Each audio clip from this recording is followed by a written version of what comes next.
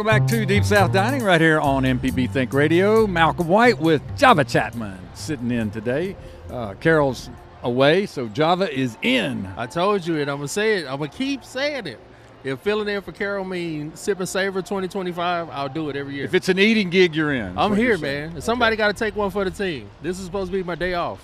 And we are live at Sipp Savor in downtown Meridian, Mississippi, for at the Max. And we are here with about 3,000 folks that are eating, drinking, and having a big time. I mean, I want to call where the chefs and where Alex and everybody else is the pit, because it's thick in there. They're working down there. It's thick in there.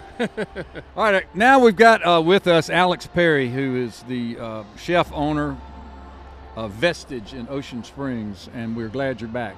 Oh, happy to be here. Good to have you here, man. We've had you on the Zoom and the phone, but we've never had you. No, not in person. In person. No, this is the first. The one? Yeah, so we're happy that you're here.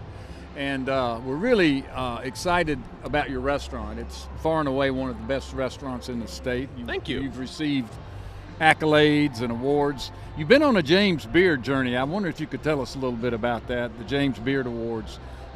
Just kind of comes out of nowhere, really. I mean, one of the things when we decided to open in Ocean Springs, you sort of realize that as far as we can ripple in the pond, it's going to be hard capped, because it's a tiny town and a state that I love but doesn't always get the best publicity. But we are okay with that. You know, we can come in, we can do our own thing, we can learn, and we can just push the state forward and in our own little area. And then I think that was about maybe 5 or 6 years that we've been open that we got our first nomination.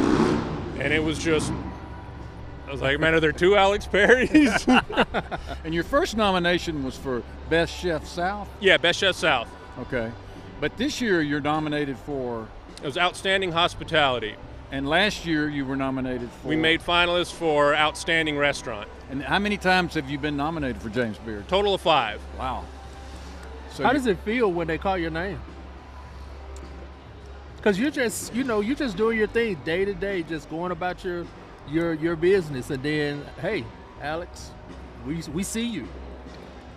It is the very first time. Again, it was just that no, somebody's pulling your leg, because I was asleep, and then my phone just starts blowing up, and I'm thinking, oh God, the restaurant's on fire, like something's going on, and people just like, oh my God, like, dude, congrats.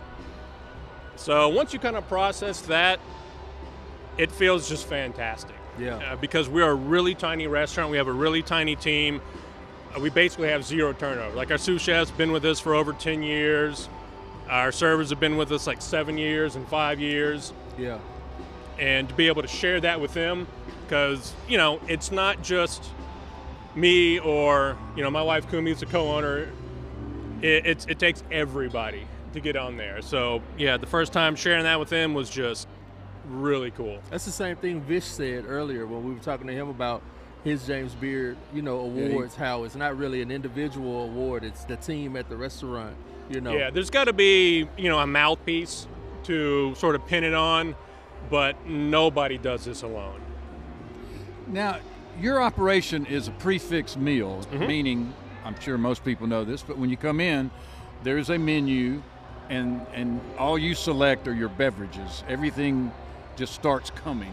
And then sometimes you want to do a beverage pairing, you don't even have to think about that. It comes too. Right. But when you first opened, you weren't doing the prefix, right? We were a la carte, because we opened up, and it was the first and only restaurant we'd opened, and we didn't know what we were doing, and we made a lot of stupid mistakes.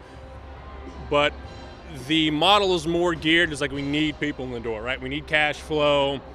We're in the South, we're coming into an area that knows me personally, but they don't know us as a restaurant. Right. So how do we facilitate that? So the food was, we're going to do a la carte, small plates, big plates, definitely more Southern twinged for that familiar element. And we ran with that until we kind of hit an inflection point where we were a lot more stable financially, so we could start taking a little bit of risk here and there. And then post-pandemic, when we reopened, that's when we said we're going to do the set menu. Okay, post-pandemic. I mean, you go through a global pandemic, a record hurricane year. You come the other side of that, and it's just like we're going to do whatever we want. Let's do something different. Yeah, it's like what else could happen to us? Like what else could go wrong? They don't like it, man. We're good. We'll figure that out. And for about the first month, people were like, I don't know. Maybe I'll wait till you go back to a la carte. It was kind of 50-50, but the other 50% were just, man, this is outstanding. Like, we love this. So there's something there. We just got to build on it. And then we got this positive feedback loop where people were coming because they didn't have to make the choice, because we could cook what we were inspired by at the minute, what was great, what was excellent. What was fresh. What was fresh, and what was just fun to us, right? Because you need a fun, happy kitchen to put out really great food. And going to that set menu really allowed us to just explore who we are and have a good time with it.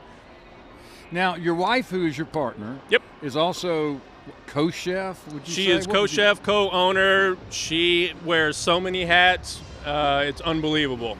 So she does a lot of the desserts, a lot of the baking. She does all of the menu printing.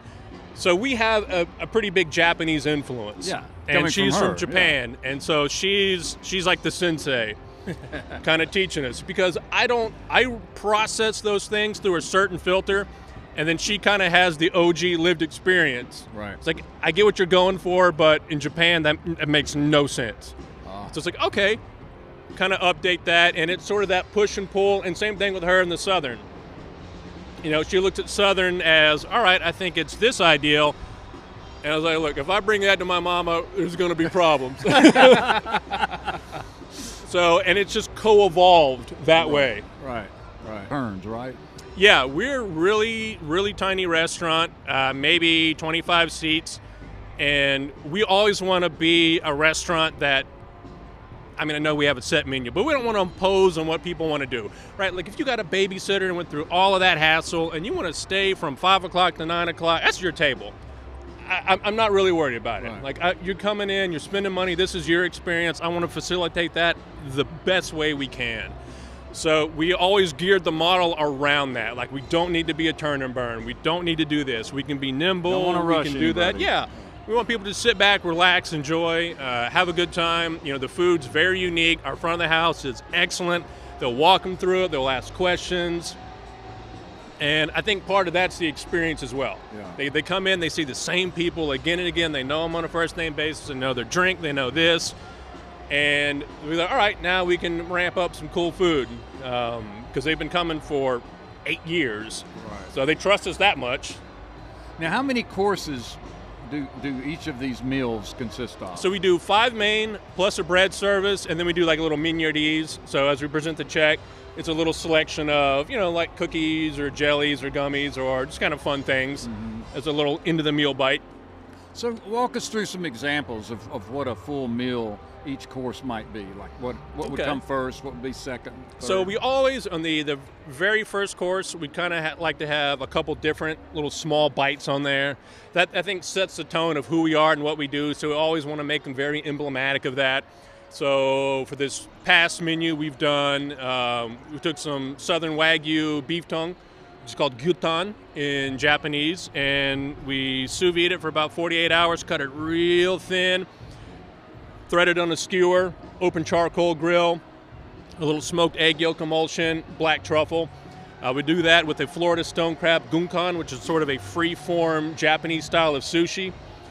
We did that with some local pickled roses and ramps, because we're in spring and ramp season's going crazy. And then we had a little sip of amazake, which is a Japanese fermented rice drink that we flavored with cherry blossoms. Again, very emblematic of Japan in the spring. Wow. And that's how many, that was? Yeah, it was two bites in it, yeah, and a couple sips. At the top of the meal. Yeah, just to start. And that's kind of the things. Like, we got these Southern ingredients, we've got this Japanese aesthetic. This is who we are. Yeah. Right out the gate. Setting the tone. Yep. So if you're having a bad time then, and you can hit the eject seat. Don't go any further. Yeah. No, man. And then you move along into what might be a main or an entree. So we'll typically do, depending on the season, we had a little bit of cold snap. So we did a chawan mushi, which is Japanese steamed custard, but we flavored it with Louisiana Creole tomatoes with some whipped cheese on top. Looking Glass Creamery out of North Carolina. They do like an aged mild cheddar that's great. So, I mean, it's tomatoes and cheese. Yeah. But it's done in a way that's a little more elegant, a little more refined, and it's comforting because it's cold, and you get this kind of that ooey gooey sort of comfort food in there. Right. So we like our second course to kind of drop it down a little bit and then kind of slowly. Now your bread service comes about 3 or 4, right? Yeah, we like bread service to hit before the entrees. One, Kumi's breads are absolutely phenomenal, so they need to be enjoyed on their own. Just the butters, the variety, and she'll do different breads. There's usually 3 different breads in the basket. So it could be a sourdough, it could be a milk bread, it could be a cornbread made from glutinous rice flour, all kind of combined in there, 2 different flavors of butter. And just letting those speak for themselves. And it's a buffer, too, on the entrees, because the entrees, like that last savory, tends to be a bit more intensive, so it buys us a couple more minutes to where, they don't have an empty table. And typically, what are your entree? So this past one, we did dry-aged duck breasts. So we got some big Moulard duck breasts, dry-aged them 21 days, finished them on the grill, and then we also got some chicken from a sustainable kind of like holistic farm that's in Wiggins. But we'll prep those out. We'll bone them out, the legs. We'll set them in there. We'll make a mousseline out of the trim, pipe that in, transglutinase it, slow cook it, and then skewer it and finish that over the grill. So it's chicken, but it's just, we've done that little extra, and that's kind of the thing too. It's like, hey, there's chicken. It's a humble ingredient. I love it. It's one of my favorite things. It's local. The people that grow it are really putting a lot of effort to be, sustainable and regenerative. Right. Let's treat it with, I don't want to say respect, but let's do what we do to it. Right. And kind of get in there. You know what I'm hearing, Alex, though, and I've said this to other chefs. You guys are real intentional about the things that you guys do with, like you said, chicken. It's a humble ingredient, but you're intentional about making sure that you're getting it from a specific place and it was treated a certain kind of way, and then you're gonna flavor it, this certain real intentionally, and it's just that's what separates your chicken from another person's chicken. Yeah, exactly right. It's everybody's going to look at it differently. Everybody's going to have a different thought process, and that's sort of the culmination of all their past experiences. I always call it like the Rolodex, like the mental Rolodex that you have. That when you say, all right, we're going to prepare something, you start flipping through and kind of piecing the little bits of the history that you've gone through to get to where you currently are. And like you said, yeah, it's intention. This is what we're going to do. And, of course, customers can blow that up in a heartbeat. And they're like, yeah, it's a good intention. We don't like it. Yeah. And then that's another one for the Rolodex. Yeah. Don't do that. Alex, do you have a favorite tool or utensil in your kitchen, either at home or at the restaurant, that you just love and rely on? I mean, it's our Japanese grills. So they're called robotas or konros, and they're basically just diatomaceous earth fire boxes. But we probably cook 70-80% on that. And then we also, I really love what's called the donabe. So these are these Japanese clay cooking pots. Clay pots. Usually from like Iga or the Gifu region. And I love them. If we're going to smoke anything, we're going to use, it's called an ibushi-jin. And that's our little smoking pot. Or we have something called a yaki-yaki-san, which is this big clay flat griddle, basically. And if something's really thin that it's going to dry out over the charcoals, we'll put it on that. And I love them. They're beautiful to look at. They age. They're very much sort of that wabi-sabi, right? The beauties and the imperfection as they get little nicks and dings and chips and scratches. They have their own lived history, and they've sort of grown and evolved with us. So they're priceless to me. That's beautiful. So what's your stance on air fryers? One night I was at a bar with some friends drinking. I knew it was going to say one night I was drunk. And we're playing darts and shooting pool. We're like, man, we are so hungry. And we're like, Bar, do you have anything to foods? Like, we have air fried corn dogs. Man, that was the best corn dog. That's good. So good. It works. Java It loves comes the air in fryer. handy. Oh, yeah. So we just got a couple minutes left. So when you leave the kitchen and you're off work, how do you unwind? What's your thing? What's your go-to? Oh, playing music, drums. I've got an electric kit specifically so I can play and not tick off the entire neighborhood. And then on weekends, like 3 hours is, just behind the kit playing. You're literally hitting stuff with a stick. So any bad service you may have had, like, just take it out on the kit, have fun, and when I'm done with it, I'm ready. You're ready to start over I'm ready again. to get back in it. And tell Java what kind of music you like. Oh, man. Room clearing stuff. We're going to have to talk. We're going to have to talk. Like 300 BPM, 16-note double bass. Lord have mercy. Just, come and look at this shirt. That's what I was, yeah. It past drum and bass. Drum and bass on top of drum and bass. Just fast, aggressive, but man. Jungle Dove House. It clears the head. Like, there's no room for anything else when you're listening to that. No, we didn't ask, but hopefully we'll get back to your tent. What did you bring today? So we're doing a Japanese yakitori called hatsu. So these are grilled chicken hearts. And it's one of my favorite cuts on the animal. And again, it's about that pay and respect, right? It's easy to sell chicken legs. It's easy to sell chicken breasts. It's really hard for a farmer to move a chicken heart. That's true. So we're coming up here and say, hey, give us 30 pounds. And we're just doing them real simple. Again, on that Japanese Robotop grill. We hedge bets a little bit. We're serving them with a sabayon, which is an emulsion basically of eggs and butter flavored with wild magnolia flowers. Again, showing a little bit of that Mississippi, that connection. We harvest them in season. We'll either salt preserve them or we'll dry them. So these were dried from last year. And we made a tea, made a kombucha, and then the kombucha is the acidic part of the sabayon. Wow. That's a lot. That's awesome. It's a lot, but when you do it every day, like, you love the process. Yeah. Like, it's a pleasure to do these things versus like, oh man, I got to do this and I do that and I do that, because you get to see the other end of it. And I don't know, it just feels good to take a chicken heart, give a farmer some money that he can't normally use, come to here to Sipp and Savor, kind of showcase that, do what we do, and then have people be like, chicken heart, an actual heart, are you sure? And then they eat it and they're like, oh, this is really good.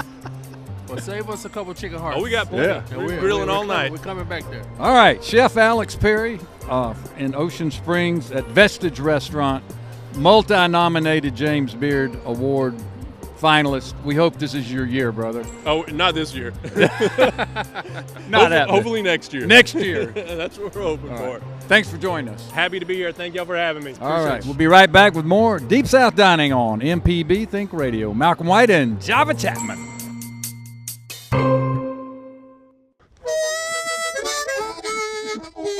Hi, ladies and gentlemen. My name is Bobby Rush. As a blues man, I love Mississippi Public Broadcasting. If you support Mississippi music and their local programming, donate now, right now, and become a member today, not tomorrow. Thank you, thank you, thank you. Doesn't matter how big or small, but we prefer big. Thank you very much. Dr. Susan Buttress asks the hard questions on Southern Remedy, Relatively Speaking. Can you forgive anyone, anytime, for anything? Do we know how to have a healthy relationship? Have you heard this statement, who am I to judge? Have we taken a hard look at what we're doing as adults? Are you feeling happy? Find out our answers to these questions by listening to the Southern Remedy, Relatively Speaking podcasts, or listen live Tuesdays at 11 on MPB Think Radio. Welcome back to Deep South Dining right here on MPB Think Radio. Malcolm White with Java Chatman. We're here with 3,000 of our very best friends. Yeah, we've been eating, drinking, and savoring. And we've been talking to some great chefs, and we got another one up here on the stage with us. Absolutely. So Ty Thames is with us from Starkville, Mississippi, and he has Restaurant Tyler. That's right. That was your first restaurant in Starkville. Ben 612 was the first. Oh, okay. And it's like going on our 20th year. Wow. I know. It's a milestone for us. So, Restaurant Tyler, Ben 612. 612, that's right. Everybody calls it the Ben. The Ben, okay, yeah. And the guest room in Starkville, all three yours. Yes, sir. And you own and operate those? I do. And first of all, I want to say like how honored I am to be here. I listen to you guys. Oh, MTV, man. The whole 9 yards, and I love the show. Well, thank you. Thank you very much. And thank you for what you do. Now, did you grow up in Starkville, or So did I you grew come there up later in in life? I grew up in Clinton, Okay. and kind of outside Jackson. Found my culinary roots. Went to USM for hospitality management. There used to be a restaurant. You will remember this. It was called New Orleans Cafe. Yeah. And right in front of Tico's. So that was a restaurant that Remember really, it well, yeah. That was a restaurant that like really made me fall in love with like the culture, the lifestyle, and then Were you like a kid just working there, or had you? I was already... 15 years old, Oh, okay, washing dishes. I went from Tony Roma's washing dishes at 15 Right. to New Orleans Cafe, and All then I went to college and all the things. But your first restaurant was the Ben. So opened Ben in 2005. And you selected Starkville for what reasons? So my first roommate at USM was my now business partner, and his name's Brian Kelly, and we were roommates in the dorm. Oh yeah. And then friends. He called me up. I was living in Washington D.C. at the time as a chef. In the restaurant business? Oh yeah, Yeah, as a chef, and he was like, "Look, there's this great little spot. It's in like the college area of town. If you want to check it out." I was like, and 2 weeks later, I was moving to Mississippi. Now, what are your cuisines? What's the fare at Restaurant Tyler, at the Ben, and at the guest room? So I was classically trained at the New England Culinary Institute in Vermont, and then I moved to Italy where I did my apprenticeship. Okay. And in Italy, I kind of found love for the roots of the cuisine. So my cuisine now these days are very much rooted in like the rustic, authentic cuisine of Italy. Wow. Or All Italian. three? Yeah, so like in Restaurant Tyler, we have a dish and it's called sweet potato gnocchi. And so we get sweet potatoes from Barnum, Mississippi. Right. And then we make gnocchi out of those, and we put it with a lamb ragu. I just bought a local lamb from a farmer that we process all in-house, and everything's made from scratch. And it's kind of what we do at Now, Restaurant I've Tyler. eaten at Tyler a few times, but the Ben, I think I've eaten that maybe once or twice. Sure. Tell us, what's the cuisine at the Ben? So Ben is so it's a traditional Italian thin crust pizza. I originally started Ben 612. Me and Brian, we were talking about like wanting a little wine bar and like kind of a little fine dining. Right. Little And it's in the Cotton district, yeah. Cotton District. Yeah. Cotton, so it's really like saturated college students, and my dreams really came crumbling down pretty quickly from the dreams of having a little wine bar. Oh, my not in a most college popular, right. Most popular seller now is cheese fries. So we're kind of famous for our cheese fries. And what makes your cheese fries different? Well, I'll be honest with you. We just kind of make queso, and you can put that on doo-doo. Okay. Okay, we got it. But no, so we do the queso with like jalapenos, and then we just build different cheese fries from that. So we do like a Philly cheesesteak cheese fry. We just kind of ran with it. Okay. Oh And, yeah. Found some that worked Yeah. and wrote it. Yeah. And so like I said, it's our 20th year, so we're pretty happy about that. Now, what about the guest room? So guest room is a handcrafted cocktail bar. Okay. It's a pre-prohibition style bar. So everything Like like Restaurant speakeasy Tyler kinda is made from scratch. Okay. We make our own tonics. We make our own ginger beers. We make our Love the ginger elixirs.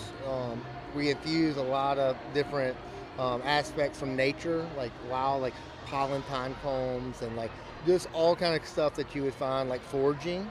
We mix that in with the cocktails. We have a really amazing manager down there. His name is Will, and Will is like a world-class bartender. So. Now, it's being more in crap Starkville, which one of the restaurants really takes off like football season during the Yeah, so I mean football. Football is kind of crazy because we'll have like, throughout the week it's kind of like normal, and then Friday night it's like boom 300 people. Yeah. I always like to tell people to come on an off weekend so you can really have the experience. Because Yeah, the football game weekend, we're just like, we're the wheels are coming off the cart. You know? Right. So, what did you bring to Sipp and Savor this year? So Simmons were really a great catfish company here in Mississippi, out of Yazoo. Yep. And Simmons Catfish gave me these little cool little catfish nuggets. And so what we're doing is a blackened catfish, and we're doing a fermented coleslaw. So basically, we would take the cabbage and we ferment it like you would sauerkraut. Right. And then we do a fermentation on the coleslaw, and then we make a traditional. Coleslaw out of that with the mayonnaise and red onions and all the things. And then we top that with the Mississippi Red hot sauce, and that's like my hot sauce company that I'm pushing. And I'm not gonna hold it against you, but you came empty-handed. But it's okay. What's that? I said, I'm not gonna hold it against you, but you came empty-handed. Oh, I know. Well, it's okay. It's I was like, put He some may in the have oven. he may have some catfish nuggets in his purse. Right. But yeah, so the Mississippi Red, that's a kind of a cool thing that I'm doing as tell well. us how you use it. So I got a local farmer in Starkville. He grows a lot of the peppers. It's made from a rooster spur pepper. It's one of the only peppers that's an heirloom variety that's from Mississippi. Really? It's called a rooster spur. Oh, how you spell that? Like the chicken. Oh, rooster. Uh-huh. Okay, gotcha. Mm-hmm. And so take that, local peppers from the farm, and then process that. I got a little farm in Houston where I have a little production kitchen for the hot sauce. Wow. That's So cool. You can get it like Mississippi Red. And this is a product that you're involved with? It's your deal. Yes, sir. Did you bring it to the retail store? I did. I had 1,000 bottles, like little sample bottles. I saw them walking around. Okay. Yeah, Yeah. they, I mean, it's a lot of people back there, so It they went is. quickly. It went, like 2 hours, 1,000 bottles. So it was awesome. This is a great event. I can't speak highly enough of all the people involved making this happen. Yeah, what does this type of event do for you, and for your restaurants and stuff? This is in Meridian. You're based in Starkville, but just coming out and. Sure. We get a lot of people that, come in for games, baseball. A lot of people have condos, second homes, and it's just a chance to, showcase that, hey, we're only an hour and a half away. We're right here. Yeah. So, cool. Great event. So we've asked all the chefs this question. It's sort of a fun question for us. Do you have a favorite utensil or piece of equipment, either at home or in the restaurant, that you just love and you just don't think you could do without? A spoon. A spoon. Yeah, I got little antique baby spoons that I love to use. Oh, okay. I don't know why. I just You collect them? I do. I got a bunch of little silver, antique little spoons. Sure. I know exactly what you're talking about. I usually have them all tucked in my apron. They're So that's different your thing, huh? colors. With Yeah, like the fancy spoons. handles. I mean, it's just whatever's different. Okay, unique. yeah. I love little antique shops and finding random spoons, and I love little glasses. So in Italy, they drink wine out of those little the small juice glasses. That's right. And so I always anything I'm drinking that's going to be out of a kid's cup. That's great. So. All right. So another question that we're asking: if you could take over any restaurant that is represented here, any of these chefs, owner operators, any restaurant that's here, which one would it be? Oh, I'm going to go up there and take over Snack Bar in a minute. Uh-oh. Come on, Bish, bring it. So you're No brainer, huh? So you're going to get that one. Yeah, he's an awesome guy, and I have mad respect for him. And so, that's an easy one for me. Now, that's Mississippi State Ole Miss. What do you like about Oxford and what they got going on up there? Oh, man, Oxford's amazing. I mean, the square, and I got friends up Bish and Currents, and it's a great, it's a small town. I love Oxford. I love all the little small towns like Canton, Houston, Mississippi, all the little guys, cool man. I really enjoy the uniqueness of the square and just the hometown feel. Yeah. Okay, so we're going to ask you to name a meal, starting with appetizers, working your way all the way through to desserts, whether it's something you cook that you like or something that your mom may have made or something in a restaurant, just sort of your ideal meal. Okay, so first I'm going to start off with fried okra for appetizer. Okay. And I'm going to dip that. I'm going to cut the okra long ways, buttermilk, fry that. I'm gonna hit that with a little barbecue seasoning, like a dry rub, and dip that in remoulade. That's one of our most famous appetizers, Restaurant Tyler. Now, which restaurant? Tyler. At Restaurant Tyler. Yeah. And then I'm a big Caesar salad geek. I'll go to a restaurant and I'll judge restaurants off their Caesar salad. How do you like Politos? Have you had? I don't think I've had that one. He's got a very unique one. Does it? I'm gonna try. Just put it on your list. Yeah, I will. That sounds good. So every restaurant I'll always go to the Caesar salad and like the croutons. Like it's all like the simple things that like kind of add up. The cheese, yeah. And I'm a real sucker for we do a cold smoked pork chop. And so we'll cold smoke it like you would cold smoke salmon. Nice. And then so it's like we put ice in the smoker and like keep it under like that 40 degrees, but we like smoke it for like 2 hours, and then we'll grill it from there. So I would definitely do a pork chop. I like a good pancake for dessert, to be honest. You know, I mean, I'm a simple man. Now you make pancakes for the restaurant? Yeah, so we do at the restaurant. We'll do we have a stuffed pancake, and it's basically like a French crepe, but a buttermilk pancake, real thin, and then we roll it in like a cheesecake filling, and then we top that with like fresh berries and fruit and a creme and glaze. And which restaurant does that? That would be Restaurant Tyler. Ben 612, we like make our own pizza dough. It's a pizzeria. We had like the cheese fries and really good burgers. Really good like American fare. How much has Starkville changed since you've been there? Oh my gosh. Yeah, 20 years there it is. It is wild. Isn't it unbelievable? Yeah. I'll tell you, Ben 612, you should look on the patio of Ben 612, and everywhere direction you would see a house. Like someone lives in like a single family home. And now you look around and it's an apartment that houses 800 students here, and there's like another, condos here. It's just like really just swelled up and grew around us. The Cotton District is give a lot of credit for Dan Camp and the people that kind of made all that happen, that vision. What was the fella's name who had one of the first restaurants in the Cotton District? His name's Thames. Huh? No, and he started a little Mardi Gras parade. Big Mike. Yeah. You can't come up with his name? No. I actually. We have a really great the Derby now. Yeah, with the corgis. Mm-hmm. Well, they have like Datsuns. Yeah, the Datsun Derby. That's Datsun it. Yeah, Derby, man. It is huge. It's about to happen. Really? I listened to your show, and we had the world cuisine thing going on this weekend. The International Food Festival. That's a really good on campus. On the campus, yeah. Yeah. We taught that lady last week. Yeah, that was great. Really cool. I hate I missed it, but I was down here with y'all. Yeah, well, what you got to do. All right, Thames, thanks a lot, man, for joining us. And it's an honor to be here. I really appreciate everything y'all do. Keep on doing what you're doing, and thanks for joining us today. Awesome. All right, we're going to take a little break. We'll be back shortly with more Deep South Dining right here on MPB Think Radio. The Measuring Show. Since 1970, MPB has been enriching the lives of Mississippians. Everything we do gives us the chance to grow and learn. With your support, we are always there whenever and wherever you need us. Together through the years, together in the future. Please consider making a donation at mpbfoundation.org. MPB, your stories, our mission. Hello, I'm Desiree Frazier, host of the award-winning news program, Mississippi Edition. We bring you conversations about the latest news from across the Magnolia State.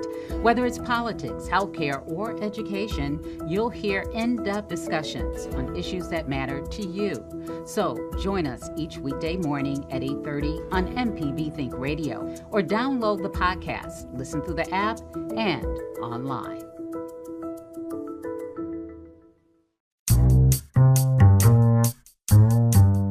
Welcome back to Deep South Dining right here on MPB Think Radio. Malcolm White with Java Chatman. I'm here, man, and they got me in all kind of positions. That's all I'm going to say. You're looking good. How do you feel? I feel good. It's the Sipp Savor here in Meridian at the Max is an event that needs to be on every Mississippian's calendar. That's right. I'll go ahead and say that. Put it in the books. There's a bunch of chefs here, a lot of good food, and we've been enjoying all of the above. Yes. We're sipping and savoring and having a big time. Joining us now, Geno Lee from the Big Apple Inn in Jackson, Mississippi. Welcome, Geno. We're always happy to have you on the show. Thank you, Malcolm. Always good to see you again. Good to see you. What are you serving up today? Well, we thought about bringing pig ears, but we weren't sure if Meridian was ready for pig ears yet. Well, so we're doing a hot tamale. We did our turkey tamale, where we topped it with a with a pico de gallo, a mango pico de gallo, and it's fantastic. Sounds great. Yeah. So do you do one dish? Yeah, we just do one dish. Each chef does it one dish? Yeah, each chef does one dish. Oh, you can do a couple dishes if you want, but it'll wear you out, man. Yeah. When you have 3,000 people, they bum rush you, and Yes. they're all coming at the same time. You don't have time to give choices. Yeah, You know? I'd say there's like 3,000 people here. So you brought the tamales and you mentioned the turkey. I know there are many different things you can stuff a tamale with, but turkey seems to be a favorite. And I like turkey tamales myself. Some people like venison, some people like pork, right? People like different stuff. Have you always made the turkey? No, my great-grandfather, when he first opened the restaurant in '39, he started with beef. And we switched over to turkey because we felt that turkey held the flavor a little better. And it's a little cheaper. And there's that. Right, yeah. Yeah. So you make, at the restaurant, you make the pig ear sandwich, you make the hot, which is the sausage. The smokes, yeah. Explain, if you would. Many people know about your specialties, some don't. Okay. Tell us about the smoke. I mean, the hot. Smokes. The smokes, yeah. yes. Well, and the pig ear. That's our biggest seller, the smokes. Yeah. I'm a mild smokes. Mild. That's just me. It's just me, my Geno. Don't look at me like that, man. It's just me. Well, the smokes is a red roast smoked sausage, which is a sausage that's made in Mississippi. And we grind it up, put it on a slider bun with the mustard sauce, slaw, and our homemade hot sauce. And that's our #1 seller. Our second biggest seller is a pig's ear. And it's an actual pig's ear, put in the same size slider bun with the mustard sauce, slaw, and our homemade hot sauce. How about ears? You eat ears? Yeah, I eat the ears. But mild, though. Of course. Yes. Yeah, he likes it mild. Right. And then we have some other sandwiches, but people come to see us for our smokes and ears, or our tamales. We actually started the restaurant on tamales. When my great-grandfather opened the restaurant 85 years ago, that's all he sold was tamales. And he started with a cart, did you say? Yep, actually started sitting on the side of a road. Okay. With a fire in the ground, and sold his tamales on the side of the street. Yeah. Wow. Yeah. So you say you have other sandwiches. Like what other sandwiches? Hamburgers, hot dog, and bologna. Okay. Standard fare, except the bologna. Except the bologna. Bologna seems to be making a real rebound. It seems to be hot again. Right? You've been to who's that? Chaz Lindsay owns Politos in Jackson. Yes. And he has another restaurant. I forget the name of it. He has Politos and he has another restaurant. And is it the bar he just opened up? Yeah. And he sells a bologna sandwich. Rowan's. Man, it's out of this world. Rowan's. Oh my goodness. Right. That Rowan's, yeah. Yeah. It's sort of his specialty. Right. In fact, he's here today, and that's what he has. Got the bologna sandwich. Yeah. Well, there you go. Who knew? So how long y'all been on Ferris Street? Since 1939. A minute. 85 years. 85 years. I don't look 85, do I? You don't look a day over 50. Right, yeah. See, the secret's in the pig ear. Tell us about your slaw. It's simple, but it's complex at the same time. Well, it's simple and complex. I'm going to tell you how simple it is. It's shredded cabbage. And that's it. And that's it. People say that we try to copy your slaw. We try to, but we do nothing to it. All we do is shred cabbage. My great-grandfather didn't do slaw for the taste. He did slaw for a texture. When you bite into a sandwich, you said you wanted a texture. You ever put chips on a sandwich? Sometimes you want chips on it for a crunch. That's why he put the slaw on there. Or maybe like fried onion rings or a new popular item for a sandwich. So slaw is just shredded cabbage. Just thin sliced cabbage. That's all it is, right. And the mustard sauce. Mustard sauce is mustard and water. Mustard and water? Mustard and water. Wow. And my great-grandfather said the reason why, mustard has kind of that vinegary taste, and he said that when you bite into a sandwich with just a big old slab of mustard, it was too sour. So he diluted it with water, 2 parts water, 1 part vinegar, and it was perfect. Wow. Is this your first year at Sipp Savor? It is. And it's not. How are you finding it? Oh, busy. Now we were talking off mic, Geno. You've been doing a lot of food festivals. They had the Jackson Food and Wine Festival. Right. You even mentioned the Natchez Food and Wine Festival, and the Atlanta Food and Wine Festival. Right. What do you get out of going to these food and wine festivals? I just love people. Yeah. I just love meeting folks, and because we don't get paid for this. When we bring food, it's out of our pocket. But I get to meet so many people, and there you go. That's right. Well, spreading the gospel of Big Apple in, spreading the gospel of food. And it's really neat when people see this little logo. It's amazing. You're the guy from that pig ear place, it's so cool. So yeah, it's fun. Well, the reason why we were doing the Atlanta Food and Wine Festival though was because we wanted to bring it to Jackson. So Visit Jackson got a group of people, and they would take a group of people to the Atlanta Food and Wine Festival. And we decided to copy it, and we brought it to Jackson 2 years ago. And last year, or this past year, was our second year, and it's sells growing. out every year. It sells out every year. So it's getting bigger and bigger. One day it's going to be the size of this. Yeah, no doubt. Yeah. So we have a question for you. We've been asking all the chefs. Okay. Do you have a favorite utensil or kitchen tool? Now, this could be at home or at the restaurant that you just love and depend on and use most often. I know what he's gonna say, Malcolm. Do you? Okay. He's gonna say the air fryer. You know, my daughter bought me an air fryer. Tell us about it. Oh my goodness, for Christmas. I didn't have the heart to tell her. I told her we love it. No. I hope she's not listening. I hope she's not listening Yeah, either. yeah, that would be bad. And we gave it away. Like, oh my goodness. You're breaking Java's heart. Oh, you love the air fryer? What's wrong with the air fryer? Oh man. It's like a miracle tool in the kitchen. Oh man. No, I think, I have a knife that I just love, and I'm real protective of it. And no matter what I have to cut, I don't care if it's something this big or something this big, I take out my big knife. My wife makes fun of me. Get Daddy's knife. Get the big one. There's a certain knife that I've had now for probably about 20 years. Oh wow. I think that's my favorite fave. knife. Yeah. All right. Your favorite meal? Let's go with appetizer, entree. Go through the whole thing. Not that you necessarily cook, but that you might want to eat somewhere. Just your ideal meal. Wow. You can mix up the restaurants or the chefs. Man, that is really tough. I kind of lean towards Asian cuisine. All right. Anything Asian.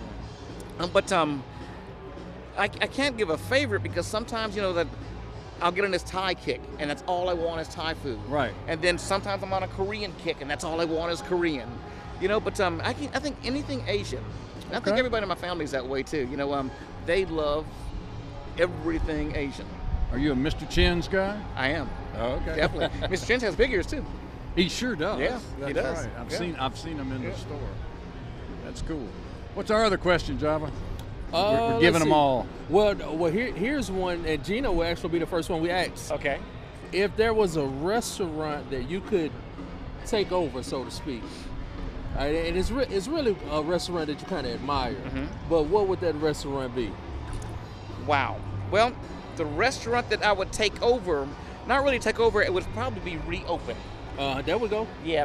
There's a restaurant on Ferry Street that had been there a long time. We've been there 85 years, but there's a restaurant called Peaches Cafe. Knew it well. Right. There you go. Right. And that was a landmark. In fact, before they closed, I offered to buy it from him. Oh no! But he they wouldn't do it. Well, it's still sitting there. It's still just sitting there. Yeah. Well, that'd be perfect for you to take that over. I know, because I'm just down home cooking, and I think that's what I would do. I'd probably reopen Peaches Cafe. There we go. Yeah. I love it. I like that. And what have you eaten here today, Geno, Yeah, that you didn't bring Wow. that has gotten your attention? Okay, well, I ate a duck remoulade. That was incredible. It's from Four Cliff Restaurant. It's a cool little restaurant in Tupelo, Mississippi. Cooper Miller's a chef. He has a really great dish. Of course, I had one of Chaz Lindsay's bologna sandwiches. That was good. How do you rate his bologna versus your bologna? My goodness. I can't say. Can't say. But okay. at the Jackson Food and Wine Festival, my youngest daughter, who was my biggest advocate and loves the Big Apple Inn more than anything, said in front of the camera, "Daddy, this bologna's better than yours." So we sold her. So yeah, that's all right. You're out, baby. You're not. You're no longer going to inherit the business. Yeah, but no, honestly, I really do like it better than mine. It's a great bologna sandwich. Yeah, he gets it somewhere. He orders it. Yeah, it's a some specially kind of made bologna. specialized I think deal. out of Georgia, I think, man, and he puts such a crust on that bread, man. It's fantastic. Yeah, it's really good. But Anything there's else? been a few others. Let's see. Hunter has a great thing. So simple. He has a crab mixture. Hunter Gibson from Elvis. Yeah. A crab mixture tonight on top of a fried saltine cracker. Ooh, not a baked one. No, it's fried. You know the baked ones where they put they put that spicy stuff on it? it? Yeah, Not that. Deep fried. Deep fried. Well, we have deep fried black eyed peas over here. Oh, wow. Where'd that come from? Vish brought us. Vish brought it. Well, if Fish made that. Oh, yeah. Everything Fish. Well, you makes notice is I didn't offer you amazing. any. I just was pointing out that it's over here. We have that. We have a lot of great chefs in this state. I think Fish is one of my favorites. Yeah, man, he's great. Yeah, really his is. snack bar has become legendary. That's in right. Oxford. That whole group, even in fact, part of the whole group is we have John here tonight from City Grocery. Oh, is John here? Yeah, John's John here Currents? from City Grocery. And I haven't seen him yet. Yeah. Well, that's great. Well, man, we appreciate you stopping by. Well, it's you for always having great me. to see you. You too. We're big fans of the Big Apple Inn, and of course, your homeboy there being in Jackson with us. That's right. On Ferris Street, holding up the flag. That's right. You and the Alamo. Us and the Alamo, trying to keep it going. But they just had to board the Alamo. Really? Because vagrants were getting in and they tore it up on the inside, so they had to board up the Alamo. Yeah, they happened 2 weeks ago. Yeah. Wow, that's breaking news for me. Right. Yeah. So just us. Just you. You're all alone. Alone again. I know, right? All right, Geno Lee from the Big Apple Inn. Thank you, brother. Thanks for coming by. Thank you, Java. All right, thank you, man. We'll see you down the road. All right. We'll be back in a few minutes with more chefs here at Sipp Savor, downtown Meridian at the Max. This is Deep South Dining with Java and Malcolm.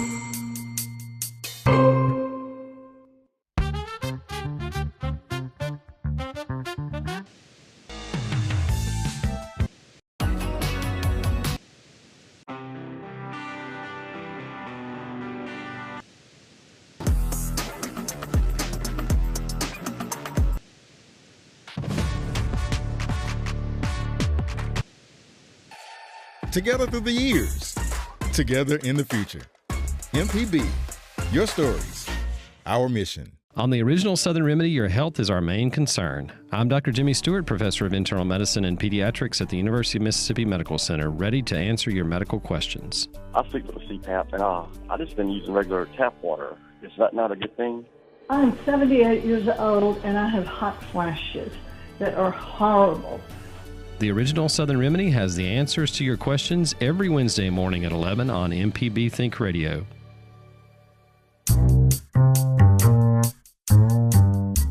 We're back with more Deep South Dining right here on MPB Think Radio. Malcolm White and Java Chatman live from the Sipp Savor in downtown Meridian. It's a rocking time, man. 3,000 of our very best friends eating, drinking, and having a big time. It's a rocking time, and we've been talking to some pretty great people, but now we get into the sip portion of Sipp and Savor. Sure.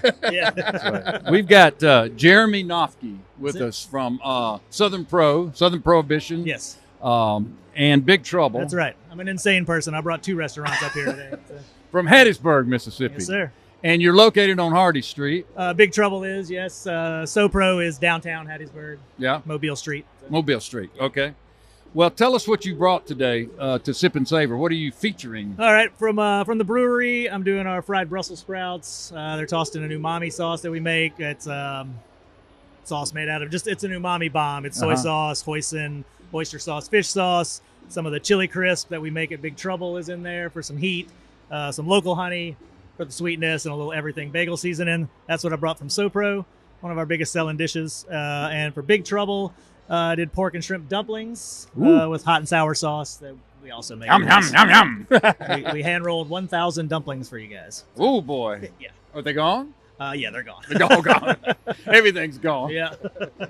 Missing out. Yeah. So it says here in my notes to talk about Big Supper Club. What is Big Supper Club? Big Supper Club. We started it probably 6 or 8. We've been open. Big Trouble's relatively new. We opened in December of 2020. Let me get my years right. December 2023. So, year and a quarter we've been open. About 6 months in, we decided to try something a little different. The last Thursday of every month, we do a supper club. It's themed. We're a I hate using the word fusion, but we're kind of an American Chinese Asian fusion restaurant, for lack of a better word. But we wanted to offer people something different, so we've done. They're all themed. We've done South Italy, North Italy. I've done the South. Got local stuff. What else have we done? We did funeral food. We just some fun stuff. Funeral food, yeah. Fried chicken. Oh yeah, but some of somebody my always favorite. has a bucket of fried chicken. But just something a little different for. Now talk about brewing. How did you get into that? Now that I have zero to do with the beer. Okay. All right. They've been brewing for, I think this is their 12th year. We're about to hit their 12-year anniversary, I believe. And they brought me on 3 years ago. They were wanting to get a liquor license and put a kitchen in. They were just doing food trucks before. Yeah, right. So that's what brought me on board. I designed their kitchen and their menu. Okay. And stuff. So okay. I stopped drinking a little over 10 years ago. So what is your culinary background? How did you get in the biz? Where did you learn? Well, where did you work? I worked just doing some fast food in high school because I needed a job. And then went to school, didn't know what I wanted to be when I grew up. Changed majors 4 different times, the whole time working in restaurants. There you go. That's it. So I stopped school for a little bit. I moved down to Tampa, Florida for a year or two just to get away, try to, while I was still young, get out, get some partying out of my system. And worked at a couple of decent restaurants down there, and that kind of got me into it. And I moved back to Hattiesburg in 1997 and started working for Robert St. John at Crescent City I knew Grill. you worked with Robert for a long time. I was there for just short of 20 years. He sent me off to culinary school at a certain point. And where did you go to culinary The school? Culinary Institute of America in New York. Okay. Sent me up for some continuing education. I didn't go through the whole degree program. I have a business degree from Southern and taken a lot of courses at the CIA, certified as a professional chef through them. Gotcha. So. How you think that culinary school push, helped you in your journey? It's just nice to get a different perspective, and just kind yeah. of get some classical training, just from the basics, It's all, well, CIA is heavily rooted in French cuisine, which is, kind of the basis for a lot of stuff. But that kind of helped me just, like I said, different perspective, different chefs, Yeah. Well, I stopped today actually at Robert's place to eat a fish sandwich on my way up here. And I was thinking, I went to school at Southern 74, 75 and graduated in 78. I was just thinking about how different Hattiesburg is from those days. Now, how about since you've arrived? Oh, yeah, everything's moved west in that town. But I moved here. I'm originally from Illinois, but we moved here when I was, 85, 86. So I was 5th grade or so when we moved here. And, nothing was past, Highway 59. Right. You had the Walmart right there, and that was about it. But, yeah, it's expanded and just blown up. And the restaurant scene has just exploded. Specifically within the last 20 years. They've redone downtown. It's been a slow burn, but over the past 25 years, they've done a lot of work revitalizing downtown. Southern Prohibition's a big part of that. Right. Well, I noticed the other day, speaking of Hattiesburg, they had opened up a park, which Robert was involved with out at what he calls Midtown. Oh, yeah. I know what you're talking about. And they had a ribbon cutting and opened it. And I was thinking about, again, how different the town is. Now, do you rely heavily on students for your employee base or not? Yes, definitely. That was a big. I was down on the coast for a few years before I came back, and that was a huge difference that I noticed. There's not a ton of.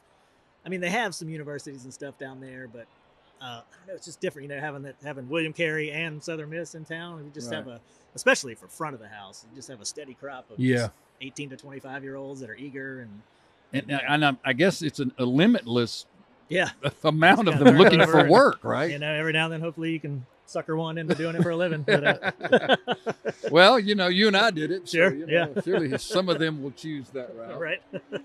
So tell me a little bit more about your cuisine. You talked about the fusion piece. How did you get interested in it's Asian? Something, something I've always just kind of been interested in and dabbled, especially over on Purple Parrot side, which is no longer there, but the fine dining side that we had, I would, I was able to play a little more over there than Crescent City, for obvious reasons. Crescent City is the mothership, and it is what it is. Sure, and that's the machine that runs it all. But Purple Parrot kind of allowed me to branch into some stuff, and I've always liked, specifically Chinese, I've liked a lot, always. It just, those bold flavors just always attracted me, and it's just something I've always wanted to do in Hattiesburg. It was kind of a hole in the market for a place like Big Trouble. It's really neat if you walk in. It's got different. Where'd you get the name? What's the name on Big Trouble? Big Trouble in Little China. It is a subtle nod to that, actually, to the John Carpenter film. Big Trouble in Little China. Yeah, right. We love the name. If you get it, great, and if you don't, it's still a good name. Yeah. It was just thrown. We were throwing around ideas in a group chat, and it's just kind of when you know when you see it, you know. Okay, sure, that's it. Big Trouble. We all knew right then, that's the name. So we have a handful of questions we've asked all the chefs just for fun. Okay. One of them is, What is your favorite utensil or kitchen tool that you just love and can't imagine doing without? It could be at home or at the restaurant. The restaurant is definitely the red-handled rubber spatula. That's a big money saver. I am on people on that. I will grab a ranch bucket from the dish with, you got to scrape that stuff. Get it out. all. Yeah. We paid for all of it. Yeah, that stuff adds up over a year. It's like throwing 5 gallons of dressing in the trash. There you go. Trash. But, definitely at that. But at home, cast iron skillet. For sure. That's a good piece. That's a good piece. Cast iron skillet. I cook everything in that. So. Now, we also asked a question about a restaurant that's kind of represented here, that if you had the opportunity to take over, which restaurant would that be? Here. Of One any that's of here. these? Yeah, this one here is at Sipp Savor. Yeah. Oh, I was so happy to see Mr. Mal here represented. That chef. That's a great New Orleans restaurant. Yeah. I don't know if you guys have been. I have not, but I've heard of it. It's unbelievable. It's my favorite new spot in New Orleans for sure. They opened probably 2 or 3 years. They were one of the best. They were in Bon Appetit's top 50 new restaurants a couple years ago. She's a Beard finalist. Have you had a chance to visit with them? Yeah, or briefly. She was pretty busy. Here? Yeah. I went up there and just introduced myself. Uh-huh. And almost kind of fanboyed a little bit, just because I really like her work a lot. It's good. I've been to her restaurant. That's cool. I'm gonna have to put that on my list next time I'm in New Orleans. It's on Chapatula. It's like right around the corner from Tipitina's. Yeah, right around Tipitina's. Yeah. So the last question is, design your favorite meal from appetizer to dessert, whether you cook it or it's a place you like to go get food, or maybe it's your mom's food or whatever. Yeah. Start to finish. This is just my ideal, whatever. Yeah. Yeah, you can have anything you want. Mixed restaurants, gotcha. Chefs, all kind of stuff. Gotcha. All right. We're definitely going to want to start. Let's see. We're going to start with a big wedge salad with ranch dressing. Okay, nothing wrong with that. Get the palate going, something clean, nice, easy to eat. As far as salads go, that's what I love. Then we would probably go into some sort of dumpling is what I like a lot. Anything could be in it, really. Some sort of dumpling. I'd say main course.